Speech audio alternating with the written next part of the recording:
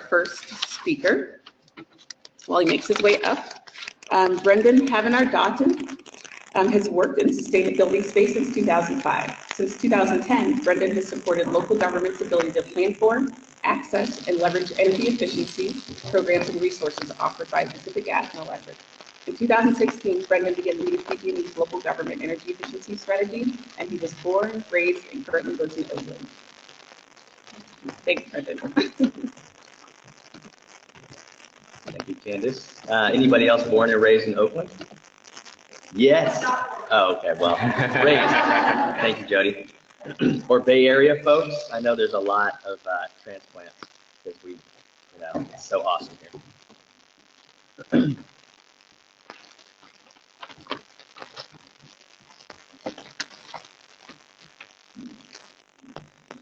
Okay, thank you all for being here, and thank you to the BayREN Codes and Standards team for inviting me to speak. As Candace was mentioning, I've been involved in working with local government for a long time with respect to energy efficiency. I found myself after grad school kind of fell into this field, and I've loved working with local government and found a nice place with respect to working on strategy to support the work that local government is doing in the face of climate change, especially. So I'd like to start out at a very high level and contextualize some of the work that we'll be discussing for the rest of the morning. So I decided to zoom all the way out. And I really think it's important. Can you guys hear me on the mic? Okay. I think it's important to recognize that the role that cities play and local government in general that play in avoiding and adapting to dangerous climate change continues to become a sharper focus within the international community. And cities, counties, and subnationals, as they're called, are central to the meaningful conversations that are occurring around how we address and show up for climate change. So in fact, there may be a majority of the expectation of addressing climate change. Maybe it looks something like this. Now, this is not based on any facts, but this is my perception that at the end of the day, who's going to be holding the bag around how we show up? It's going to be local government, how we implement the strategies that are proposed at the state and potentially at the national level if we ever get there.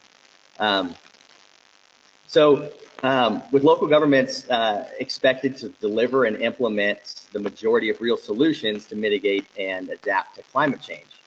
Of course, states in California in particular will surely play a major role, but I think the point is that we can't always rely on the national leadership.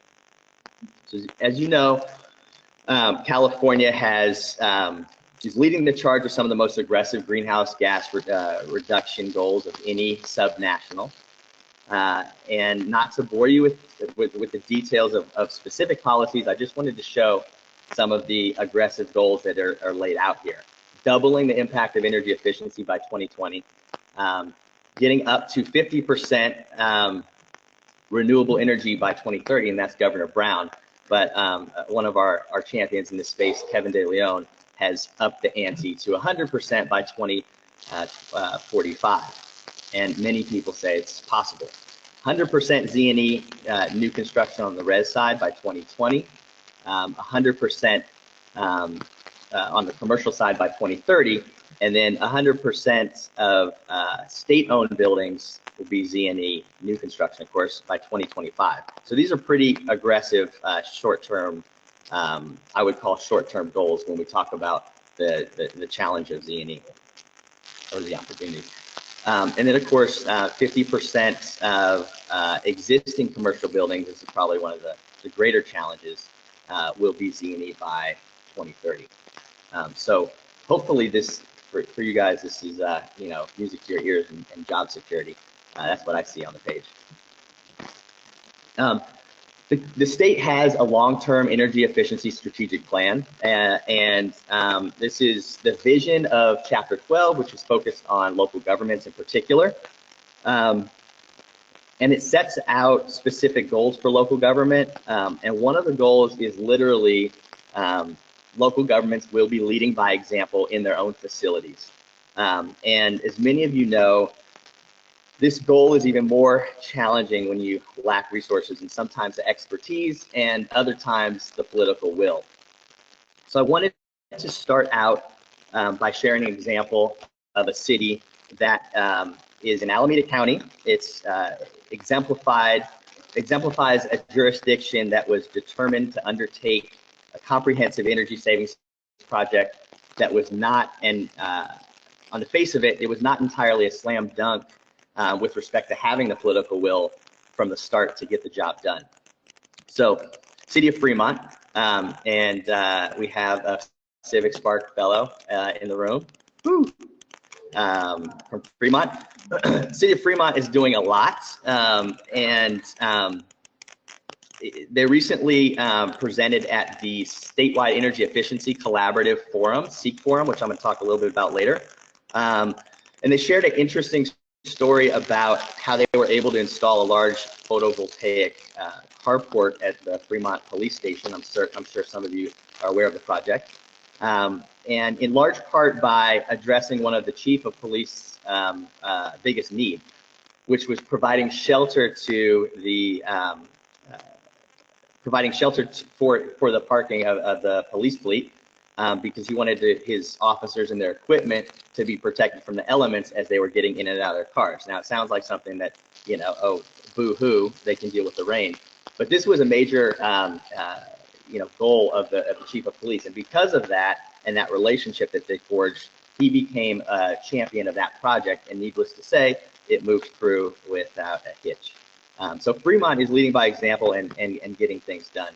The city is also wrapping up a $9.1 million energy and water savings project, which included LED streetlights, the majority of the project, but also high efficiency plumbing fixtures, weather-based irrigation controls, energy efficient pool pumps, and the like.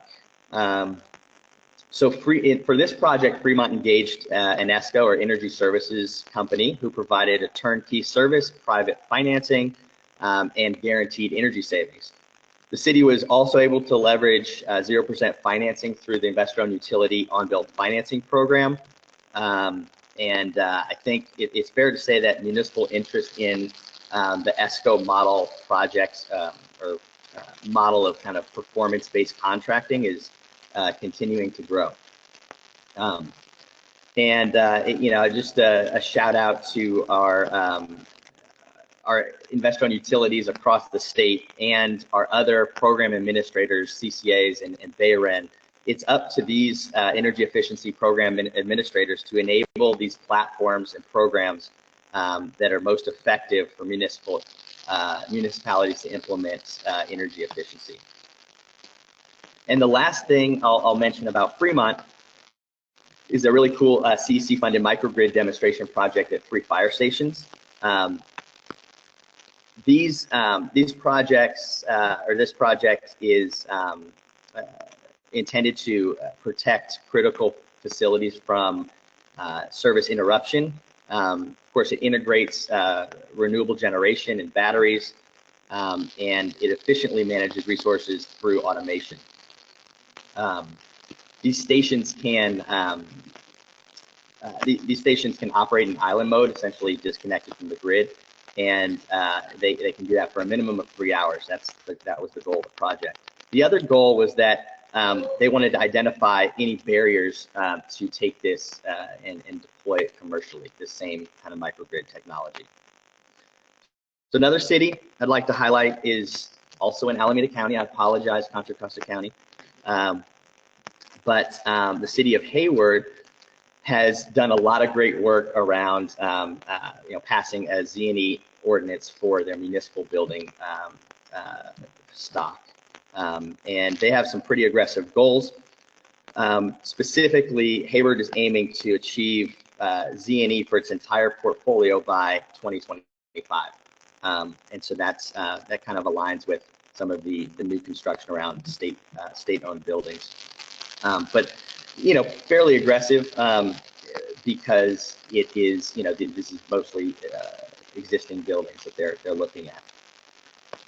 So this means that more facilities are going to produce as much energy on site as they consume over the course of a year, therefore zeroing out their energy consumption. So way to go, Hayward.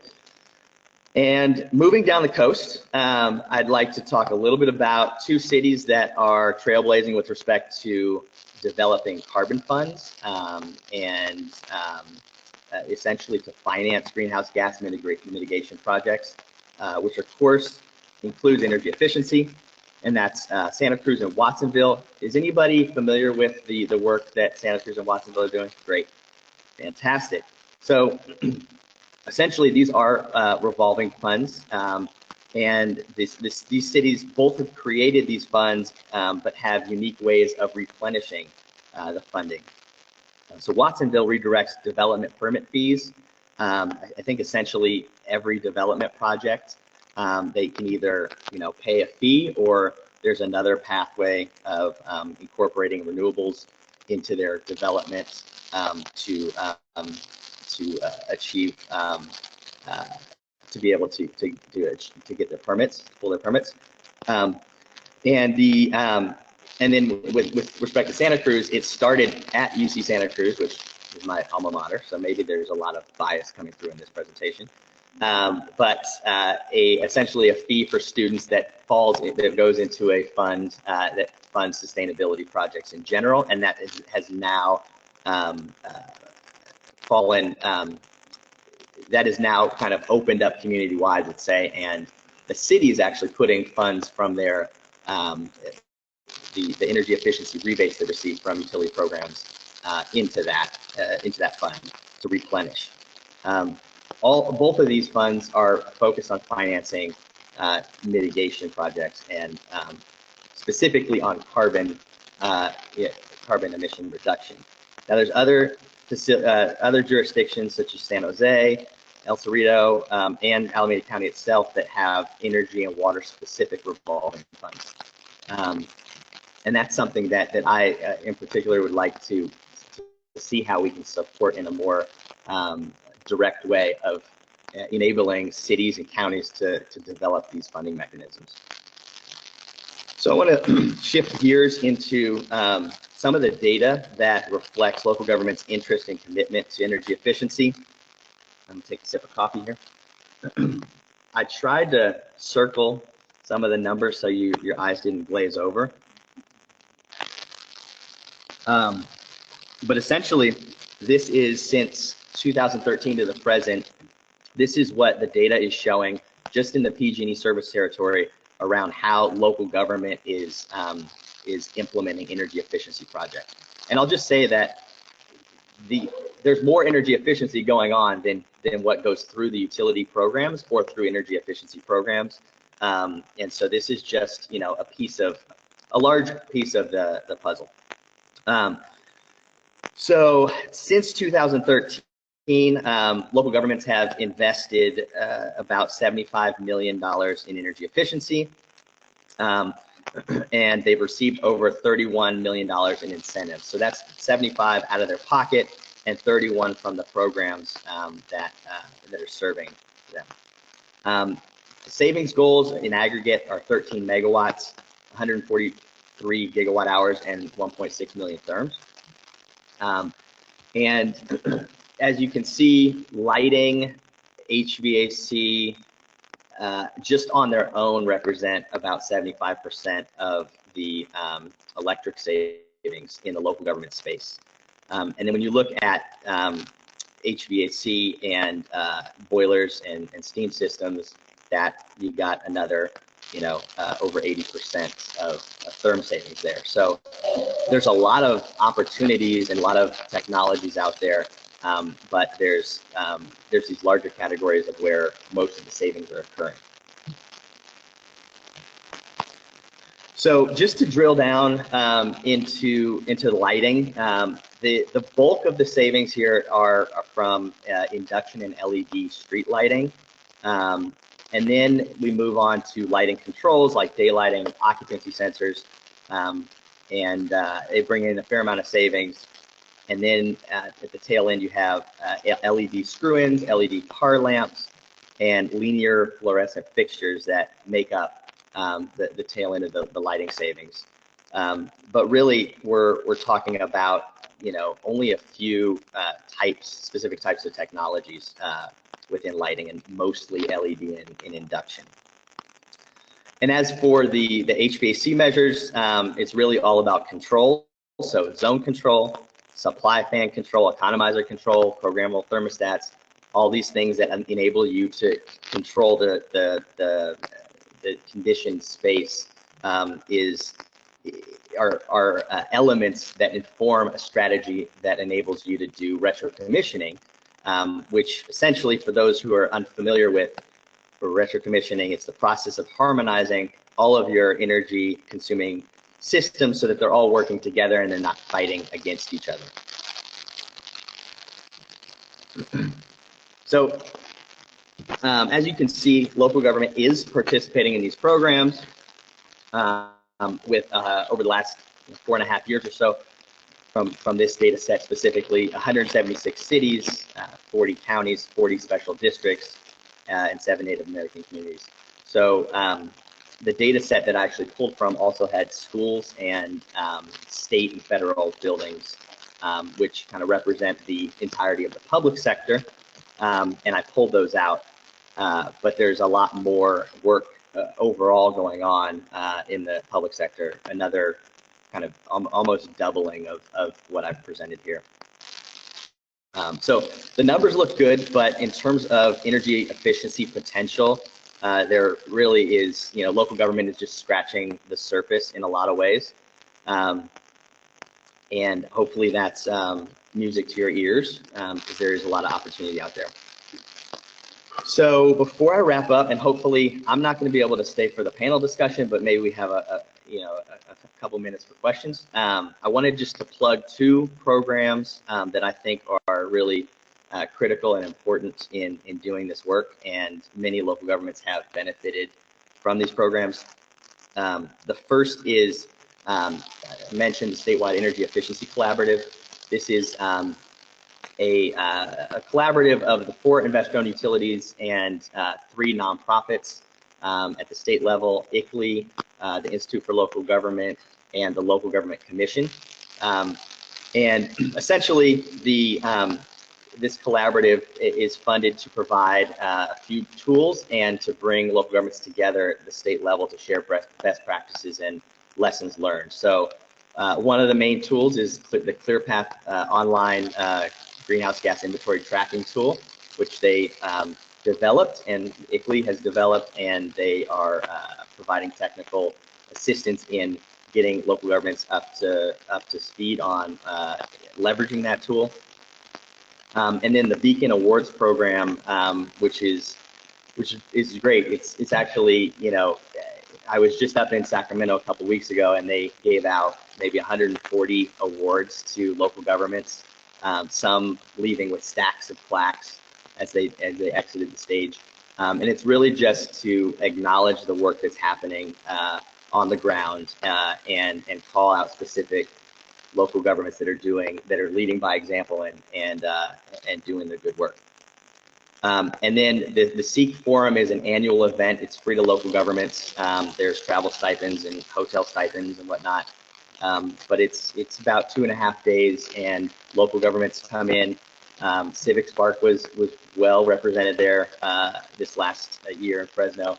And it's a place where best practices are shared. Local governments can collaborate and exchange ideas. And it's really focused on energy efficiency, but it spills over into climate action planning a little bit as well.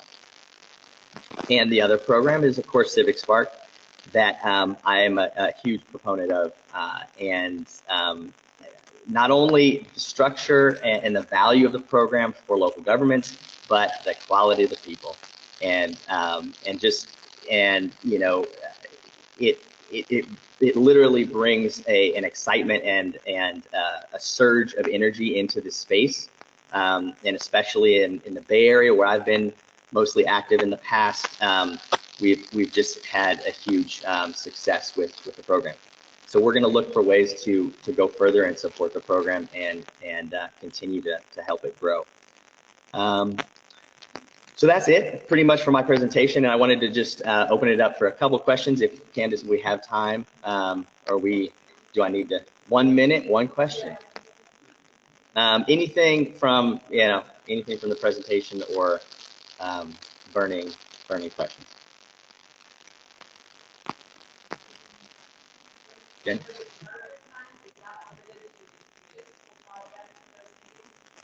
For Santa Cruz, I don't think it is. It started, do you know the answer?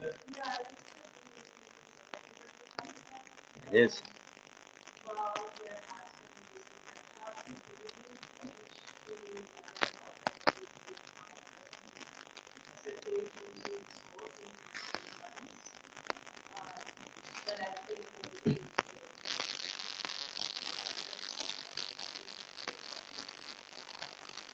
Yeah, and I think it started from, the student fee, and then the city was like, we'll add to this, and Betty?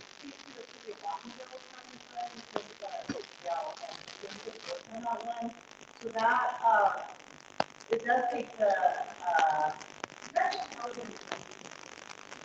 yeah, can you just please repeat the question on the mic? Yeah, so we're just talking about the details of the carbon funds in Santa Cruz and Watsonville. Betty, you want the mic down there?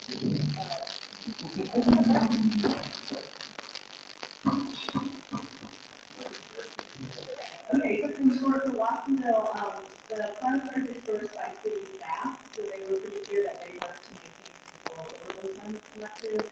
And their process is that city staff will propose projects, and they work with their department heads to decide on the, how the money should be spent, and then we do it council or people. And the thing that interests me most is, of course, we have at PG&E and our energy efficiency programs, we can't necessarily fund things outside of energy efficiency. So we're just looking at ways to develop, promote structures that that at least initially can fund energy efficiency, and then maybe at a later date could be opened up to more, a larger spectrum of sustainability or mitigation projects.